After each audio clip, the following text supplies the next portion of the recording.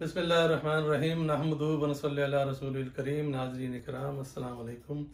मैं डॉक्टर मोहम्मद ताहिर कुरैशी अपने इदारे उर्दू निसाब साज की तरफ से आपकी खिदमत में एक और वीडियो के साथ हाजिर हूँ। आज की वीडियो का ताल्लुक भी मैट्रिक के उर्दू के इम्तिहान से है और हम कर रहे हैं सवाल नंबर 4 यानी अशार की तशरीह, खुसूसन गज़लियात की तशरीह। और आज इस सिलसिले की आखिरी गज़ल अदा जाफरी की गज़ल, आज उसकी हम तशरीह की कोशिश करेंगे। अदा जाफरी नाम उनका अजीज जहां था और अदा उनका तखल्लुस था। ख़वातीन शुअरा में उनका बहुत ऊंचा मकाम है। आदम जी इनाम भी उन्होंने हासिल किया।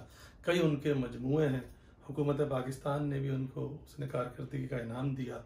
गज़ाला तुम तो वाकिफ़ हो, मिसाल ढूंढती रही, शहर दर्द वगैरह उनके मजमूए हैं। आज उनकी गज़ल, उनका मतला।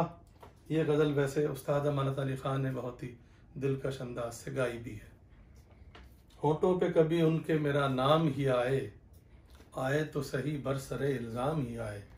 इत्तफाक से इसमें फ़ेल आखिर ही में है।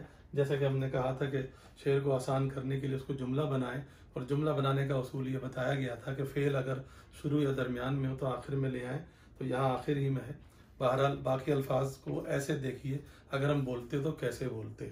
उनके होठों पे कभी मेरा नाम ही आए, आए तो सही बरसरे इल्ज़ाम ही आए। ये इत्तफाक से उसी तरतीब में है। उनके होठों से मुराद महबूब के होठों पर। उर्दू शायरी का जो मिजाज है, उर्दू शायरी में जो महबूब का तसव्वुर है, वो एक जालिम संगदिल महबूब का तसव्वुर है। दूसरी तरफ शायर जो आशिक है वो अपनी तरफ से पूरी कोशिश करता है किसी तरीके से वफा निभाए, सारी ज़िंदगी इसमें गुजार भी देता है और महबूब की मोहब्बत पाने के जतन करता है। लेकिन उर्दू शायरी का महबूब किसी से मोहब्बत नहीं करता। तो यहाँ पर भी यही हालत है कि महबूब मोहब्बत तो करता नहीं है, लेकिन शायर उससे कुछ ज़्यादा की तमन्ना कर भी नहीं रहा है। शायर कह रहा है कम से कम वो मेरा जिक्र ही कर लिया करे, कम से कम वो अपनी महफिल में मेरा नाम ही ले लिया करे, चाहे बरसरे इल्ज़ाम ही ले। बरसरे इल्ज़ाम, कोई इल्ज़ाम रख दे मुझ पर, कोई मुझ पर तोहमत लगा दे, कोई मेरा कसूर निकाल दे, कोई मेरी गलती निकाल दे, लेकिन कम से कम इस बहाने मेरा जिक्र तो करेगा, मैं इसी में खुश हो जाऊंगा। क्योंकि उर्दू शायरी का जो आशिक है वो बड़ा ही सब्र वाला है और वो बड़े कम में भी खुश हो जाता है। तो यहाँ पर भी शायर यही कह रहा है कि मेरा नाम ही ले लो, चाहे वो नफरत से लो, इल्ज़ाम के तौर पे लो या कोई तोहमत ही लगा दो, नाम तो लो, कम से कम मेरी कुछ तसल्ली हो जाएगी। अगला शेर है, हैरान है लब बस्ता है दिलगीर है गुंचे, खुशबू की ज़बानी तेरा पैगाम ही आए। इसको हम सीधा करेंगे तो ऐसे होगा, गुंचे हैरान हैं, लब बस्ता है दिलगीर हैं। अगला मिसरा होगा, खुशबू की ज़बानी तेरा पैगाम ही आए। गुंचे कली, लब बस्ता होंठ बंद है यानी चुप है, दिलगीर है गमज़दा है। गुंचा या कली फूल से पहले की जो हालत होती है, जो बंद मुंह होता है, उसको कली कहते हैं। शायर ने एक तसव्वुर अजीब व गरीब पेश किया है कि अभी गुंचे यानी कलियां उदास हैं, खामोश हैं, चुप हैं, इनके होंठ बंद हैं, अभी खिलने के लिए ये मुंतज़िर हैं कि कहीं से कोई पैगाम आए तो ये खिलें। अब शायर का तसव्वुर ये है कि ये पैगाम महबूब की तरफ से ही आएगा तब वो खिलेंगी, लेकिन अभी तक पैगाम आ नहीं रहा है। इसीलिए शायर कह रहा है कि देखो कलियों की हालत तो देखो, वो खामोश हैं, चुप हैं, गमज़दा हैं, उदास हैं। अगर महबूब और कुछ नहीं तो खुशबू के जरिए पैगाम ही भेज दे ताकि कलियों को खिलने का मौका मिले। अगला शेर है, क्या राह बदलने का गिला हम सफ़रों से, जिस रह से चले तेरे दरो बाम ही आए। शायर कह रहा महबूब की तलाश में, पहले इसको माफ़ कीजिए, पहले हम सीधा करते हैं कि हम सफ़रों से क्या राह बदलने का गिला करें, जिस राह से चले, नसर में पूरा बोलेंगे, राह, जिस राह से चले तेरे दरो बाम ही आए। हम सफ़र, साथ सफ़र करने वाले, गिला शिकवा। शायर कह रहा है कि साथ हमारे साथ कईयों ने सफ़र शुरू किया था महबूब की तरफ जाने के लिए, महबूब की तलाश में, महबूब की तरफ, लेकिन आहिस्ता आहिस्ता लोग अपना अपना सफ़र, अपना अपना रास्ता बदलते चले गए। लेकिन मैं इस बात का गिला नहीं कर रहा, मैं इस बात का कोई शिकवा नहीं कर रहा, क्योंकि हमने तो ये देखा है कि सारे रास्ते महबूब की तरफ ही जाते हैं। जिस रास्ते से भी जाएंगे तो तेरे दरो बाम ही आएंगे। दर का मतलब दरवाज़ा, बाम छत को कहते हैं, यहाँ मजमुई मुराद है घर। जहां से भी चलेंगे तेरा मकान, तेरा घर, तेरा मोहल्ला ही आएगा, चाहे वो जहां से मर्जी चले। मुझे उनसे कोई शिकवा नहीं है कि उन्होंने मेरा साथ क्यों छोड़ा, क्योंकि मुझे पता है कि सारे रास्ते महबूब की तरफ जाते हैं, इसलिए मुझे अपने हम सफ़रों से, अपने साथ सफ़र करने वालों से कोई शिकायत नहीं है। अगला शेर है, थकार के बैठे हैं सरे कुए तमन्ना, काम आए तो फिर जज्बा नाकाम ही आए। इसको हम सीधा करें, सरे कुए तमन्ना थकार के बैठे हैं। और अगला शेर तो इत्तफाक से नस्र की तरतीब में ही है कि काम आए तो फिर जज्बा नाकाम ही आए।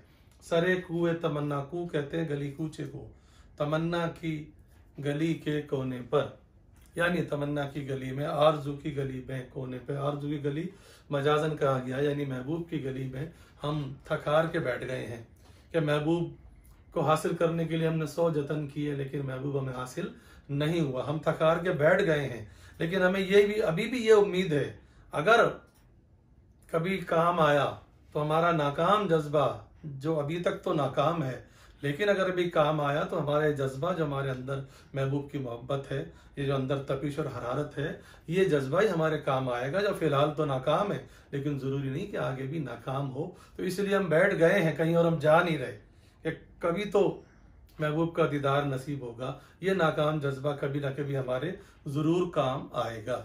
आखिरी शेर मख्ता है, बाकी न रहे साख अदा दश्ते जुनों की, दिल में अगर अंदेश आए अंजाम ही आए।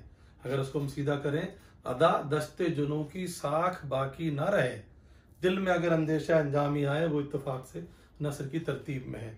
दश्त का मतलब जंगल भी होता है, सहरा भी होता है। जुनून दीवानगी, पागलपन। दश्त जुनून का लफ्जी मतलब पागलपन का सहरा, दीवानगी का जंगल, दीवानगी का सहरा। शायर ये कह रहा है कि साख बाकी ना रहे। साख जिसको आप अंग्रेजी में गुडविल कहते हैं, इज्जत, वकार बाकी ना रहे। तसव्वुर यह है कि आशिक जो है महबूब की तलाश में जंगलों में, सहराओं में मारा मारा फिरता है, उसको अंजाम का कोई डर नहीं होता। वो दस्ते जुनूं को, यानी कि दीवानगी वाले सहरा को नापता चला जाता है, सफ़र करता चला जाता है, अंजाम से बेखबर। उसके दिल में एक लम्हे के लिए भी यह खौफ नहीं होता कि उसको अपनी मंजिल नहीं मिलेगी। शायर ने उसी तरफ इशारा किया है, बल्कि शायरा ने, कि उसी तरफ इशारा किया है कि अगर आशिक के दिल में ये अंजाम का डर भी आ जाए ज़रा सा, कि कहीं ऐसा ना हो मेरा सारा सफ़र बेकार हो जाए और मुझे महबूब ना मिले, तो फिर उसका हक नहीं है कि वो सहराओं और जंगलों में जाए। सहराओं और जंगलों में सिर्फ सच्चे आशिक ही जाते हैं। अगर ये जाली आशिक जाएगा तो एक किस्म का वो मोहब्बत के नाम पर धब्बा होगा, और जो मोहब्बत तय कर रहे हैं, मोहब्बत के जो मुसाफिर हैं, वो जो सहराओं में मारे मारे फिरते हैं, और उस सहरा की इज्जत और वक़ार पर हर्फ आएगा। इसलिए हम अपने दिल में कोई अंदेशा नहीं पालते, हमें कोई परवाह नहीं है, हम तो नतीजे से बेखबर महबूब की तलाश में निकल पड़े हैं। तो नाजरीन, ये थी गज़लियात के सिलसिले की आखिरी गज़ल, अदा जाफरी की गज़ल। अब गज़लियात की तशरीह का सिलसिला तमाम हुआ। इंशाअल्लाह आइंदा हम मज़ीद वीडियो के साथ हाजिर होंगे। हमारी वीडियो को लाइक कीजिए, चैनल को सब्सक्राइब कीजिए। बहुत बहुत शुक्रिया।